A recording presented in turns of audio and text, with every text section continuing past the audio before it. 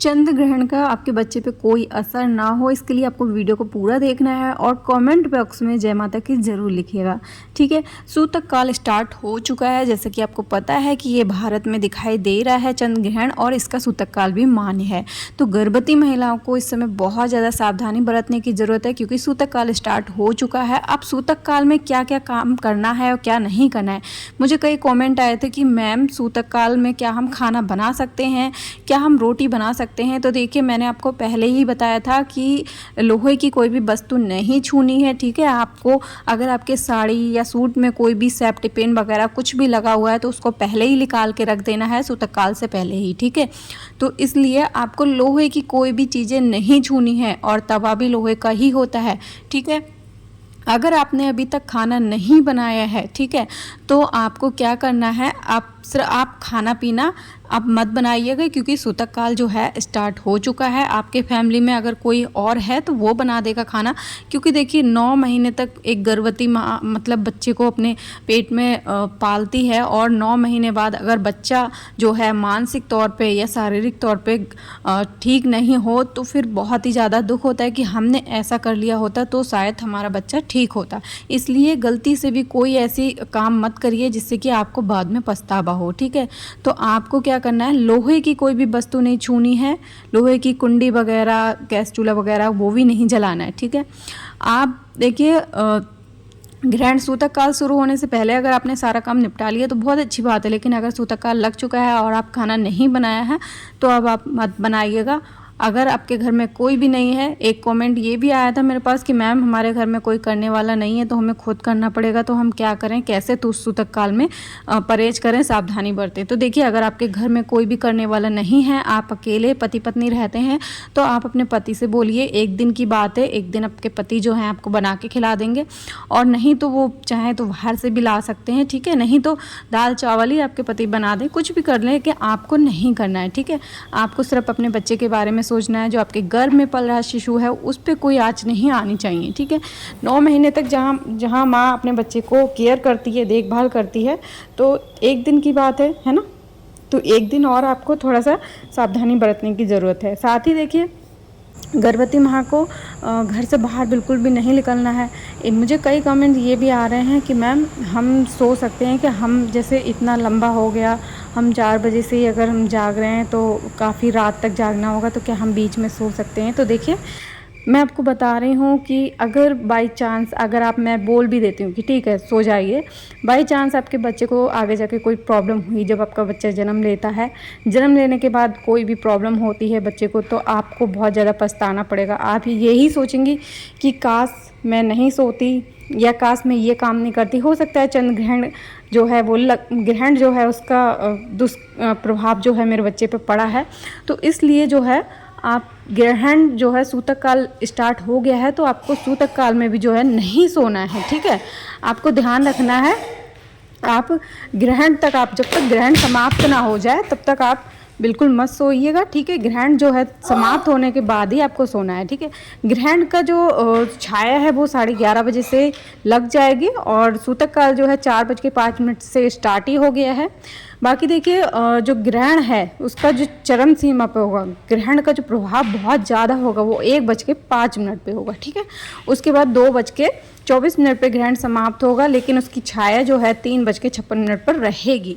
ठीक है, तो आप कोशिश करिए कि 3:30 मतलब 4 बजे तक जो है आप जागती रहें। देखिए, आप जगराता में बैठते हैं तो आप जागती हैं, पूरी रात जागती हैं, तो आप सेम यही सोच लीजिएगा कि आप जगराता में बैठे हैं, आपको जाप करने हैं, मंत्र करने हैं। ठीक है, आप मंत्र करते रहिए, पूरी रात भर मंत्र करिए, माता रानी को जाप करिए। पूजा पाठ आपको नहीं करनी है, अपने रूम में ही बैठ के करना है।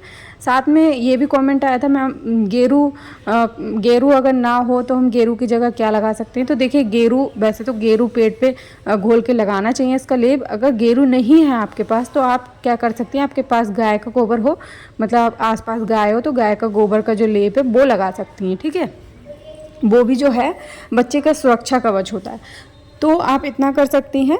इसके अलावा देखिए, कई कमेंट आया था मैम कि मतलब हम बैठ सकते हैं, तो देखिए आप बैठ सकती हैं, बट आपको पैर को फैला के बैठना है। ठीक है, आपको पैरों को फोल्ड करके नहीं बैठना है। आपको सिर्फ इतना ध्यान देना है कि आपका पेट जो है किसी तरह से दबना नहीं चाहिए, और आपका पेट जो है अच्छे से आप सीधे लेट सकती हैं, करवट लेके नहीं लेटना है आपको। साथ में एक कमेंट जो आया था कि मैम क्या ऐसे में हम अपने पति से बोल सकते हैं, तो देखिए बिल्कुल भी ऐसा नहीं करना आपको, गलती से भी ये काम मत करिएगा, ठीक है। आपको एक रूम में आप लेट सकते हैं, बैठ सकते हैं, बट आपको बोलना नहीं है, ठीक है। आपको ध्यान रखना है कि आपको ये काम नहीं करना है, आपको सिर्फ मंत्रों का जाप करना है। साथ में आप टीवी, फ़ोन, मोबाइल का यूज़ कर सकती हैं, देख सकती हैं, बट आपको सोना नहीं है, ठीक है। कोशिश करिए कि आपको बस नींद ना आए। आप यूँ समझ लीजिए कि आप जगराते में बैठी हैं, क्योंकि अपने होने वाले बच्चे के लिए एक माँ इतना कर सकती है, ठीक है। तो आपको इतना काम करना है, और बाकी रोटी पानी आप खा सकती हैं, खाना पीना जो भी है वो खा लीजिए, कोई प्रॉब्लम नहीं है सूतक काल में, ठीक है। आप आराम से लेट जाइए, लेकिन हाँ, नारियल ज़रूर अपने हस्बैंड से मंगा लीजिएगा, ताकि आप अपने पास नारियल रख लीजिएगा। उससे क्या होता है कि आपके बच्चे को जो बुरा प्रभाव है ग्रहण का वो नहीं पड़ता है, ठीक है। अब कई कमेंट ये भी आ रहे हैं कि मैम नारियल जो है, अगर हम मानिए नारियल मंगवा लेते हैं, उसके बाद हम उस नारियल का क्या करें, क्या खा लें नारियल को? तो बिल्कुल भी ऐसा नहीं करना, आपको खाना नहीं है नारियल को, ठीक है। इतना याद रखना है। आप लोग वीडियो को पूरा बिल्कुल भी नहीं देखते, इसलिए मैं कई बार आपको हर चीज़ को रिपीट करती हूँ, ताकि आप लोग को पूरी जानकारी हो जाए, ठीक है।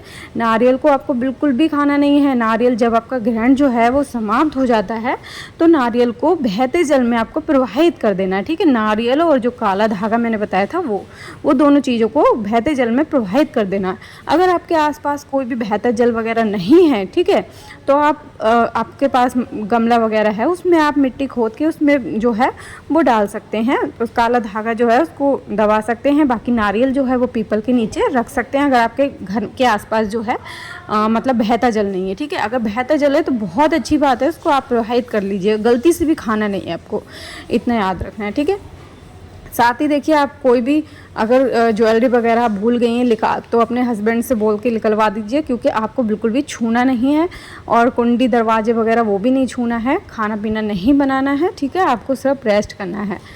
कमेंट आया था मैम चाय पी सकते हैं, तो आप चाय पी सकती हैं, पानी पी सकती। सूतक काल में देखिए आप खा पी सब सकती हैं, लेकिन आपको खुद नहीं बनाना है चाय वगैरह, ठीक है। आपके हस्बैंड को बोल दीजिए, आप वो बना के दे देंगे, वरना घर में फैमिली में कोई और है वो बना के दे सकते हैं। फ्रूट वगैरह भी आप खा सकती हैं, बट आपको खुद नहीं काटना है, ठीक है। आपकी फैमिली में कोई है वो उससे कटवा दीजिए, लेकिन आपको खुद नहीं काटना है, ठीक है। और बात की देखिए, जब ग्रहण जो है 11:30 बजे से जो उसकी छाया लग जाती है ग्रहण की, तो 11:30 बजे से ना आपको बिल्कुल कुछ भी नहीं खाना पीना है। या यूँ समझ लीजिए कि 11:30 बजे से 4 बजे तक आप आराम से जगराते में बैठे हैं, ऐसा समझ लीजिए, ठीक है। अपने होने वाले बच्चे के लिए इतना आपको करना होगा, क्योंकि आप नहीं चाहेंगी, कोई भी माँ नहीं चाहती कि हमारा होने वाला बच्चा जो है वो मानसिक तौर पे या शारीरिक तौर पे उसको कोई कष्ट हो या उसको कोई दिक्कत आए, ठीक है। तो इसके लिए आपको इतना ज़रूर करना है। और कोई आपका डाउट है तो आप कमेंट में ज़रूर पूछ लीजिए, उसके लिए भी मैं रिप्लाई करने की पूरी कोशिश करूँगी, और वीडियो में पूरे डिटेल्स में समझाने की कोशिश करती हूँ। तो इस वीडियो को यहीं पे एंड करती हूँ, मिलती हूँ नेक्स्ट वीडियो में, तब तक के लिए बाय बाय।